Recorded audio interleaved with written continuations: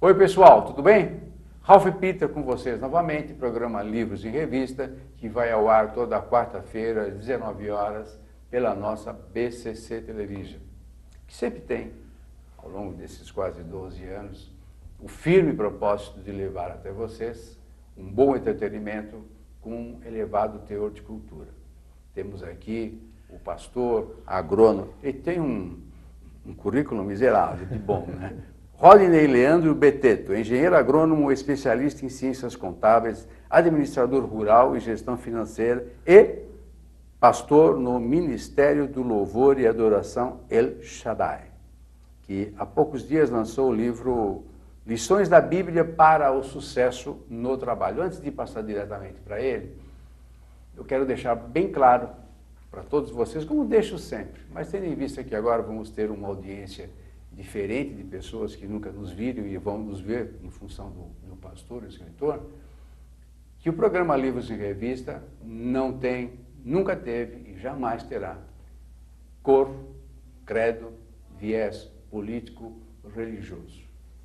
A única exigência que nós sempre fizemos nessa nossa belíssima trajetória, e vocês vêm acompanhando, é que, ao sentar-se aqui, tenha um bom conteúdo e, principalmente, um conteúdo honesto, que, naturalmente, desnecessário dizer, é o caso do livro que eu acabei de mencionar para vocês e que vocês vão ler à tela. Mestre, muito obrigado. Desculpe esse falatório todo aqui, mas é de bom ouvir que se fale, porque senão as pessoas vão pensar, e nada contra, que eu sou pastor, que eu sou evangélico, que eu sou católico. Não, aqui nós somos absolutamente imparciais. Claro. E eu vou contar com a tua honestidade habitual. Embora te conheça aqui agora, nós começamos ao telefone, né? Mas, Ralph. velho, a tua obra é muito boa, admirável, beleza mesmo, que você vai fazer a gentileza de secá-la nesses nossos 30 minutinhos, mas absolutamente um ineditismo fantástico e muito boa, boa mesmo, e eles sabem que eu não recomendo, que eu não faço assim com tanto entusiasmo e elogio se isso não for verdade. Você está de parabéns. Obrigado, Ralph. E é uma satisfação estar aqui, você está de parabéns realmente, esse teu programa, eu creio que faz diferença hoje na mídia mesmo aqui no nosso país, tá? Para levar um pouco mais a literatura brasileira aí, para dar um apoio e uma força. Eu creio que nós precisamos muito disso ainda nessa nação. Eu te agradeço e a ideia do programa é essa justamente, dar guarida a quem não há encontro na grande mídia. E fizemos muitos amigos por causa disso e bons livros já foram muito vendidos. Eu espero que você consiga o mesmo, embora eu sei que não é o teu intuito. Pelo que eu entendi, o teu intuito é disseminar os teus conhecimentos e, na medida do possível, a palavra dele. Mas vamos lá. O que o nosso espequinalta vai encontrar nessa tua obra? É uma autoajuda, uma ferramenta para capacitação pessoal, profissional, porque o teu título leva a isso. Sim, não deixa de ser uma autoajuda, né? E realmente eu creio que é algo assim para despertar no leitor essa necessidade de buscar uma capacitação maior. Essa é a intenção. Eu creio que aí eu falo como também um colaborador, alguém que trabalha, tem um trabalho, eu tenho um trabalho secular, né? Eu sou, apesar do título de pastor, eu tenho o meu trabalho, né? O pastor realmente é mais um hobby do que ali a profissão. A minha profissão realmente, né, como você falou, tem várias coisas ali. Eu comecei como engenheiro agrônomo, contador, e eu tenho um trabalho. Mas só que no meu trabalho, no dia a dia, ali conversando com as pessoas, com os colaboradores, a gente sente também essa necessidade de ter uma direção, ter uma orientação para uma caminhada profissional, não em qualquer profissão. E foi essa uma das intenções quando nós conseguimos condensar algumas coisas nesse livro. Aliás, é um livro muito bem feito e editado pela Mundo Cristão. Você editou junto, no livro você fala com... Carlos Fernandes. Carlos Fernandes. Tá? Ele também, ele é um líder evangélico no Rio de Janeiro, mas é jornalista também, como você, professor, é uma pessoa muito especial, muito querida. E sofrida. Professor só se inscreve. Eu brinco que eu também sou professor, coitadinho, né? Só se inscreve. Mas e você veio de Paraguaçu Paulista? Paraguaçu Paulista. O programa internacional. É verdade, interior de São Paulo, desconhecido, né? Ainda existem cidades pequenas no estado de São Paulo, cidades... Inclusive, Paraguaçu Paulista, por exemplo, fica ao lado de uma cidade que ficou famosa no Brasil, por ser a menor cidade, acho que do Brasil. Qual? Cidade de Borá. Bora lá. Tinha 700 e poucos habitantes só. Agora já cresceu, já perdeu o título também de menor cidade. Acho que já é uma cidade mineira agora. Cresceu bastante, já tem até assaltante lá. Um dos índices de crescimento, né, de progresso, é quando começa a ter assaltante. Bobagem minha, é claro. Né? Escuta, afinal... O que o Specknotta vai encontrar no teu livro? Como é que ele foi feito? É claro que eu sei, que eu tive que ler, com prazer, diga-se de passagem, mas o que a gente encontra nele? Então, o título, né, já chama a atenção, Lições da Bíblia para o Sucesso no Trabalho, quer dizer, são algumas pinceladas de algumas passagens, alguns personagens bíblicos, alguns textos que estão na Bíblia que são importantes e que tenham a ver com a questão do trabalho. Para quem deseja uma carreira profissional, quem está entrando no mercado do trabalho hoje, ou quem tem um cargo, uma responsabilidade e quer tentar melhorar ali, como melhorar no seu trabalho, né? Então existem alguns textos ali, tudo baseado na Bíblia. É aquilo, como você falou, eu sei do seu programa aqui, e o próprio livro também, ele não foi feito de uma maneira, apesar de ter sido editado pela editora Mundo Cristão, ele não foi feito simplesmente só para os cristãos ou só para os evangélicos, de modo geral. Ele é um livro onde aqueles princípios ou valores estão presentes em todas as pessoas. Aquela pessoa que tem uma consciência... Qualquer situação e qualquer profissão, né? Exatamente. E ele é um resultado, Ralph, de algo que a gente já vem fazendo há alguns anos, tá? Na empresa onde eu trabalho, toda manhã eu escrevo um devocional, algo assim para começar o dia, coisas assim de 1 minuto, para ler em 1 minuto uma frase de motivação, assim, para dar um ânimo novo aos colaboradores, à equipe, tá?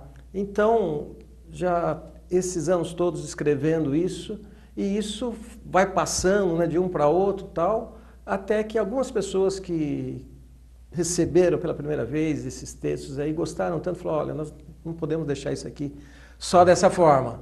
Não seja tão egoísta, vamos fazer, tão egoísta. Exatamente. Mande isso para o mundo. Vamos fazer um livro. E aí, de onde surgiu o livro. Então, são dessas meditações. Se a gente pegar realmente o livro, você vai ver que é uma coletânea, são vários capítulos ali, são 52 capítulos, exatamente para tentar, assim, durante um ano, as 52 semanas do ano, você poder estudar um capítulo ali, tem assunto para meditar bastante no dia a dia. Mas surgiu desses devocionais que a gente fazia na empresa. Muitos bons livros surgiram assim, praticamente sem querer. Por exemplo, não sei se você leu o livro Brumas de Avalon. Não leu? Não li, mas é um best-seller mundial, então, uma inglesa. A mulher fazia isso, escrevia todo dia em função de novela que ela via, fazendo comida e tal, novela e tal, de repente... Ela colocava lá suas impressões a respeito daquilo. De repente, estourou um livro e tal. Eu acho que o que você fez foi realmente um grande lance. Não vou dizer nem um grande lance de marketing. Não, eu acho que foi um grande lance pessoal. Porque isso vai refluir para a vida toda. Agora, por que só 52 semanas? Porque, pelo que você me falou agora, ou nos falou, melhor dizendo, você tem material para um monte de livros, muitas semanas. Por que só 52? Só com aspas, né? Porque, 52 é bastante, é um ano inteiro, né? Exatamente. É mais nessa intenção, então, de atingir as 52 semanas do ano. Poderia ser um devocional de 365 dias, capítulos, né? Um para cada dia. Que cabe, né? Que cabe. Poderia ser feito. Tem uma outra coisa legal no teu livro. É que você não precisa começar a ler da primeira semana que seja. Isso. Você abre e lê. Exatamente. Ponto. E aí tem alguma coisa que pode, você se encaixa ou não encaixa. Mas é muito difícil, pelo que eu li do livro, é muito difícil que não haja alguém que não se enquadre ou não se sinta tocado por alguma coisa. Por uma farpa que seja, já vale a aquisição do livro, pelo que eu pude entender. Agora, tem um capítulo que eu faço questão, que chamou muito a minha atenção, porque, não que quebrou um paradigma, eu acho que houve sim uma quebra de paradigma, que é o capítulo 5º do teu livro, que faz menção a algo que ficou claro aqui, que eu nunca li a Bíblia. Sim. Não que eu não tenha querido, mas eu não sei, nunca me dispus a fazê-lo. Então eu tenho a ideia de Jesus, aquele estereótipo de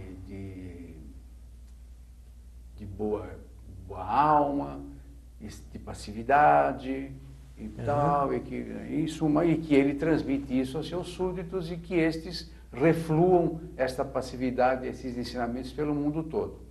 Não estou querendo dar uma de Bíblia aqui, mas é por aí, certo? Certo. Estou certo? Claro. Ok. Então, neste capítulo 5º, você faz menção, você não, a Bíblia, né? Diz da invasão de Israel a Canaã, porque lá eram terras melhores e pá, parará, parará, parará. E ali, embora sejam só 2 páginas, ou 2 páginas e meia, que você se limita a dizer sobre isso, há toda uma estratégia de guerra, toda uma logística de guerra. Você vai lá, pegou 12 caras, os 12 chefes das 12 tribos, né? Você vai lá, você espiona, você faz isso, você faz aquilo e tal, como se fosse um grande general. Isso, para mim, chocou. Sem aspas. Chocou tanto que eu falei, mas como é que pode? Um cara que eu vejo lá com aquela imagem, né? Toda delicada e tal, de repente o cara é um general, manda atacar, e tomou Canaã, diga-se de passagem, não é isso? Me explica isso, como é que pode esse negócio desse? Exatamente, Deus, ele realmente utilizou o povo, levou o povo assim a travar algumas batalhas. Mais interessante é que Deus estava à frente. Entender essas batalhas aí pode ser complicado, mas pode ser simples. Eu prefiro ir para o lado simples. Eu creio, inclusive o livro ele tem esse objetivo aí, de chegar na simplicidade. Eu creio que a gente tem que ser simples realmente e humilde. E nós falamos, inclusive, desse assunto em vários capítulos, não só no capítulo 5, mas em outros capítulos também. Tem alguns trechos, algumas passagens dessa história, que é uma história muito interessante e gostosa de ler, que é quando o povo hebreu, o povo de Israel, ele está no Egito, né? E lá no Egito eles estavam numa condição de escravo. Na verdade, por 400 anos eles ficaram ali no Egito, e antes disso, né, quando eles entraram para lá, foi até de uma maneira bonita, e está isso também num dos capítulos, acho que no mesmo capítulo, contando a história de José, de Jacó, e o filho dele, José, ele tem um conflito com os irmãos, e os irmãos, então, com raiva dele, olha, isso está na Bíblia, os irmãos com raiva de José acabam vendendo José como escravo lá para o Egito. Ele passa um tempo, ele acaba sendo preso lá no Egito, passou vários anos na penitenciária daquela época, até conseguir, de uma maneira sobrenatural, ele consegue ali a libertação. E olha só, da água para o vinho, né? Ele sai da prisão para ir servir o faraó. E acaba, ele foi levado lá para tentar interpretar um sonho do faraó e ele acaba realmente tendo a direção de Deus para aquela interpretação, que o faraó acaba gostando tanto dele que o coloca depois ali como um dos principais governadores. Não é esse que construiu o muro do Egito, do Israel também, não sei o quê? Foi esse aí? Não, foi outro. Não construiu, mas ele ali fez uma grande sacada lá, Deus mostrou para ele, vai ter 7 anos de uma grande fartura, boas colheitas, mas economize nessa época, junte tudo. E ele fez isso e depois falou, agora vai ter 7 anos onde vão passar fome, a seca. É aquela vai voltar. Do gafanhoto. Aí então o mundo todo ali no Oriente lá conhecido acaba tendo que se dobrar diante do Egito, porque era a única nação que tinha alimento, tinha as coisas por causa de José. E o próprio povo dele, então, aí entra Jacó, os seus filhos, acabam tendo que vir até ali para pedir alimento também. Aí é onde há o encontro entre ele e os irmãos, é uma grande lição de perdão, porque os irmãos não sabiam que ele tinha chegado naquele ponto. E ele chegou. Provavelmente morto ou ainda preso. E aí é uma história muito bonita para a gente, assim, não só ler, como ver, é muito bacana. E aí o que acontece? Por 400 anos, aí o povo de Israel ficou ali no Egito. José trouxe todo o povo para lá e eles foram crescendo ali, foram se multiplicando dentro do Egito. Até chegar ao ponto, né, que o povo do Egito estava ali agora. Esse pessoal aí vai querer tomar conta da nossa nação, precisam mandar eles embora daqui. E ficou aquela coisa, e aí é onde entra Moisés, aparece Moisés como o libertador, a pessoa que Deus escolheu para libertar o povo de Israel dali das mãos do Egito. E Deus mostrou para Moisés, falou, tem uma terra preparada para vocês, que é a terra de Canaã. E agora eu vou pegar vocês e vou levar para essa terra. E aí o povo do Egito, lá, o faraó não queria deixar e tal, é a história dos 10 mandamentos, né? Aí vamos entrar na novela, aí não dá certo, né? Mas vamos em frente. Mas pode entrar lá, não pode falar, eu acho interessante, porque nem todas as pessoas são letradas nesse assunto. Não, a novela não tem nada a ver. Então, assim como teve lógico, filme, não, isso é bíblico. Assim como teve um filme. É a Bíblia. Né? Por isso que a Bíblia eu acho fantástico. Assim, é um livro, eu também acho. Ralph, que realmente eu comparo muito assim. A Bíblia é um manual de vida que a gente tem, que a gente precisa aprender a extrair. Pena que ela não seja tão clara, desculpe. Pena que ela não seja tão clara. Já vista que tem diversas religiões em cima de uma Bíblia. É a mesma só, coisa né? Você comprar um carro zero, você tem um manual dentro dele, lá você pega aquele manual, quem olha assim a primeira vez não entende muita coisa ali, pode passar e falar, caramba, eu quero só saber onde é que aperta esse botãozinho aqui, achando que está isso aqui, você vai ter que olhar o manual inteiro. E a Bíblia é por aí. Existe assim algo, cada vez que você lê a Bíblia, eu comparo a Bíblia com uma mina, onde você tem que entrar e garimpar para pegar os tesouros. Então, mas não é qualquer um que pode fazer isso, né? Não sei. Não, eu creio que por isso que vamos começar a ser simples realmente e buscar de uma forma simples. Você acha que o teu livro vai se prestar a isso, ou seja, sem ironia, hein? Não estou ironizando. Claro. Você acha que o teu livro pode dar um start, um empurrãozinho em quem estava pensando em ler? Por exemplo, no meu caso, como eu te falei, eu confesso, nunca li. De repente, eu achei tão legal os teus ensinamentos, desculpe o corpo presente, são ensinamentos e práticos, isso que é mais interessante. Você te extraiu de um texto bíblico algo para o dia a dia, para o cotidiano, que qualquer um pode usar, seja evangélico, umbandista, o que for, católico, o que for, ou ateu, em suma. Aqui é um lance de pessoal profissional. O religioso fica por tua conta, se você quiser se aprofundar. Como você falou, a mina está aqui, eu entro se eu quero. Por exemplo, Ralf, a história que você estava perguntando aí do capítulo 5. Que você acabou não falando direito, que você é sacana. Não, A minha esposa, ela pega no meu pé porque ela fala assim, ó, mas você vai contar alguma coisa? Você tem que fazer uma volta, você vai lá no passado e volta e vem trazendo tudo. Eu não sei, é o jeito, Rafa. Mas por exemplo, a gente está aqui, ó, olha só que... por que isso é importante? Por exemplo, vamos voltar agora para a questão do trabalho. Algo assim que é importante no trabalho. Por exemplo, o povo ali de Israel, no deserto, recebeu a promessa de Deus para entrar na Terra Prometida. Moisés, grande líder, foi à frente, tudo mais. Aí chega lá, realmente, a terra, ela não estava deserta. A terra não tinha gente morando lá na terra. Aquela terra era do povo de Israel. Mas existiam outras pessoas, outros povos que tomaram conta. Mas Deus falou, não, mas essa terra é de vocês, não se preocupem que eu vou abrir caminho para vocês. Deus não falou, vocês vão lá e vão batalhar e vão guerrear, não. Falou, eu estou dando a terra para vocês, vão lá e... Foi o que Moisés falou, né? Tá. Não, é isso. Aí o que Moisés fez na parte humana, na parte natural também? Peraí, vamos espiar a terra.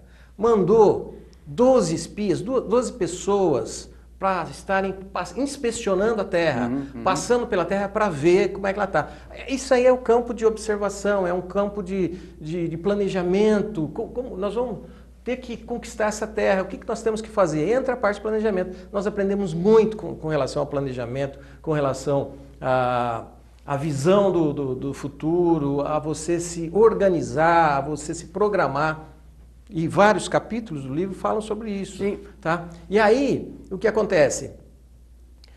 Aqueles espias foram para a terra, olharam, e era uma terra maravilhosa, viram muitas coisas, mas viram que tinham gigantes lá dentro, guerreiros, pessoas armadas, e ele falou, esse povo aí não dá para alcançar, para encarar. E foram 12 pessoas que entraram, 10 vieram com a notícia, olha, a terra é muito boa, tem de tudo. Mas não dá para entrar lá, não. Os caras lá são, ó, 2, 3 metros de altura lá. Nós somos fichinha, nós somos tudo lá era perto grande, deles. Até a uva, né? O cacho de uva. O cacho de uva, duas pessoas para carregar. Então, tremeram na base, voltaram para trás. Nesse momento, cadê Deus? Se esqueceram de Deus. Né? Deus não tinha falado nada com eles, esqueceram das palavras de Moisés e qualquer coisa assim. E aquele povo começou a contagiar ou contaminar toda aquela multidão que estava ali. Eram negativamente. Negativamente. Mas 2 pessoas que estavam ali dentro, 2 que participaram, 2 espias, eles tiveram uma visão diferente. Eles viram lá e falaram, não, que é isso? A terra é maravilhosa, tudo aqui é bom, isso foi feito para a gente. É um maná, efetivamente. Foi feito para a gente. Vamos entrar e conquistar. Deus está conosco. Deus já nos deu. É só entrar e conquistar. Mas para onde que o povo puxou a sardinha, o lado? Foram para o lado dos 10. Deixou só os 2. Ou seja, o medo interferiu. O medo barrou aquilo ali. Por isso que tem esse capítulo aí, para não se intimide com os medos, com os problemas que você tem pela frente. Encare os problemas. Vá, lute. E aqueles 2... Você vê como são as coisas. Aqueles 12 foram para a terra. Você sabe quantos que entraram na terra daqueles 12 ali? Só 2. Aqueles 2 que tiveram a visão positiva, que viram que era possível. Os outros 10 voltaram para trás. Tanto aquela multidão que estava lá, quanto aqueles 10 ficaram no deserto, ficaram rodeando o deserto e não chegaram na terra. Naturalmente tidos como irresponsáveis, né? Lógico. Então, claro. Mas tem que fazer diferença, não é? Você tem que... Bom, isso é o caso de uma empresa. Você trabalhando numa empresa, você tem vários colaboradores, várias pessoas lá. Quem é que se destaca? Quem é que consegue crescer? Quem é que se desenvolve? Quem é proativo, quem é positivo, quem não faz o quem mesmo vai à frente. Mesmo, né? Agora, quem é aqueles que estão só acomodados? Eu estou do meu ladinho aqui. Ou então aquele que entra, dia. Exatamente. Entra marcando o relógio para entrar e não vê a hora que vai sair. Né? Exato. Isso é muito comum. Meu, vem cá, estamos terminando. Vamos lá. Vamos lá. O teu livro todo, de fato, não há nenhum capítulo que não mereça estar lá. São todos ótimos, todos muito educativos mesmo. Só que tem um que eu gostaria que me chamou também a atenção, agora já não negativamente, tá? Como chamou o quinto. Me chamou a atenção o 48, que é o receba bem as críticas, que é também uma dificuldade tremenda da gente. Aham. Normalmente o cara que vem te dar, olha, eu acho que pô, esse paletó não combinou com coisa. Agora, não tem esse cara para me falar do paletó. Primeiro que eu não perguntei nada. Segundo, pô, tô nem aí, eu coloquei porque eu gostei e está acabado. Ou seja, normalmente, mesmo as críticas construtivas, a gente tem um certo, né, receio e refuta e tal, não sei o quê. Por gentileza, explica, porque eu acho isso muito importante. Uhum, exatamente. A gente busca colocar no livro também esse princípio que é bem importante, né? Eu creio que a humildade, simplicidade e humildade caminham juntos. É diferente de falar de humildade, como no caso das pessoas desse capítulo que a gente acabou de mencionar, os 5 lá, né? Que as pessoas ficaram com medo. Aí é diferente. Né? Aí é diferente. Aqui não, aqui a gente tem que tomar cuidado, realmente, que às vezes a gente acha que está bem, está com tudo e passa despercebido algumas palavras, algum recado, algumas coisas indiretas que vêm para a vida da gente ali, no sentido de te mostrar, olha, tem alguma coisa que está errada aí com o que você está fazendo, não é bem assim que você está fazendo, não é? Mas às vezes a maneira como as pessoas falam não, e não é fácil, não é fácil você ter um amigo, não é fácil não é comum, né? Uhum. Você ter um amigo honesto que fale para você o que você não quer ouvir. É muito difícil isso, né? Muito difícil. E muito mais difícil é aceitar uma crítica, mesmo que às vezes construtiva seja. E você deixa isso bem claro, bem claro, que ninguém é perfeito. Eu agradeço a Deus assim, porque Ele nos deu 2 ouvidos, né? Para você ouvir e uma boca só para falar. Se a pessoa fosse o contrário, né? 2 bocas e um ouvido só. A gente já falou um monte de bobagem com uma, né? Então, quer dizer, mas parando um pouquinho para pensar, às vezes a gente usa mal. Uhum. Tem 2 e a gente ainda usa mal. A gente precisa aprender a ouvir mais as pessoas, aceitar as críticas e colocar as críticas com um lado positivo para você crescer com elas. Você não acha que o aceitar as críticas também depende um pouquinho, talvez muito, não sei, da cultura que você vai amelhando ao longo do tempo? Porque quando você tem 18 anos, é uma coisa. Quando você tem 30, obviamente você vê o mundo de outros olhos e recebe as influências de uma outra maneira. Quando você tem 50, então, aí a coisa melhora muito. Então, se ao longo do tempo é a impressão que eu tenho, que passa, e por isso que eu vivo sempre, pelo menos, procurando melhorar-me na medida do possível. E se eu puder melhorar o entorno, melhor ainda. Claro. Entender uma crítica, eu acho que depende muito da cultura que você amealhou ao longo do tempo. Sim. Sabe, se você... Vou partir para o teu lado. Se você conseguiu dominar a tua ira, por exemplo, se você conseguiu dominar a tua inveja, assim como às vezes você tem que dominar a gula, não comer muito e tal, tarará, tarará, eu acho que isso faz parte de um cabedal para você atingir o ponto e falar, o cara falou a verdade, o cara me alertou, esse é meu amigo. Não vai por aí? Exatamente. No trabalho isso deve acontecer diuturnamente, né? Inclusive, no livro, Ralf, a gente menciona, a base realmente são os textos bíblicos, a gente mergulha na Bíblia, pesca algumas coisinhas, mas falamos de várias coisas que acontecem também no dia a dia, no meio empresarial, na psicologia e tudo mais. Por exemplo, falamos de inteligência emocional, o quociente espiritual, que é importante. Que não tem nada a ver com religião, né? É espiritual, ou seja, exatamente. Que você tem dentro de si. As empresas, como as empresas hoje estão buscando um pouco mais essa parte da espiritualidade, para que os colaboradores, aqueles que trabalham, tenham um maior controle, tanto o controle emocional, que é importante.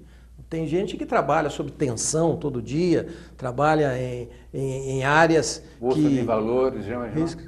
Bolsa de valores é uma coisa maluca, né? Para você ver, não contamos aqui, mas eu comecei a minha primeira profissão, meu primeiro trabalho, eu trabalhei no Banco do Brasil.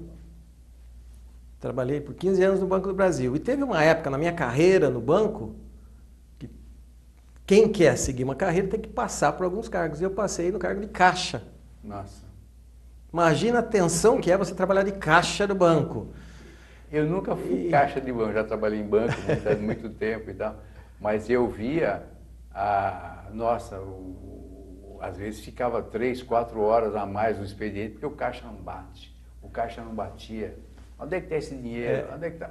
E fora que fica aquela aura de desconfiança e tal. Meu Deus. E aí entra, por isso que é importante, e a gente vê aqui, a questão da gente confiar, e você ter princípios, e você confiar em Deus também, em tudo que você faz, né? Quantas vezes realmente passei nessa situação aí, que chegou no final do dia, o caixa não fechava, faltou alguma coisa. E vai ver, era um cheque que eu descontei errado, dei dinheiro a mais, e dali a pouquinho, mesmo o banco fechado, a pessoa voltou com o dinheiro, olha, recebi a mais, está aqui, confere aí de novo que está errado.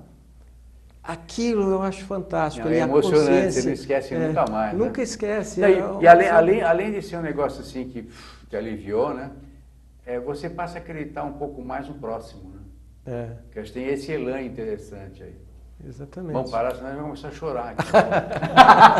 Mas, meu caro, olha, eu quero agradecer muito a tua vinda para cá. Sei que você veio para lançar o livro.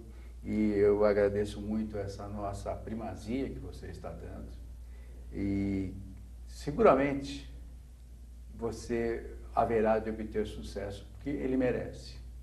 Não só o livro, como a tua carreira, que você continue assim com essa boa intenção de disseminar todos os valores que você tem e que você os busque o tempo todo e possa propalar na medida do possível e melhor, que você seja ouvido. Você merece isso. Obrigado, Ralph. Eu que agradeço estar aqui nesse programa tão conceituado. O melhor de todos, eu estou na fase modesta do dia. Sabe que eu não conhecia Azar o programa. Pois agora eu vi que tem uma fonte, algo. Mas não é tremendo a gente ver assim quantas pérolas que a gente tem nesse país, quantas coisas que a gente não percebe. À medida que a gente vai vivendo, a gente vai burilando, vai melhorando, e esse é o nosso intuito terráqueo. Né? Eu vejo que é uma semente plantada eu não minto que vai... Nada. Como eu minto? Semente? Somente não. Mas a semente vai muito obrigado. Dar muitos frutos. Desculpe a nossa informalidade aqui, você vê que nós temos sempre a velha mania de levar conhecimento para eles com muita informalidade, sem nenhuma chatice e principalmente, como é o teu caso, com muito conteúdo. Queiram as forças benfazejas do universo que você continue assim. Obrigado, okay? Ralph.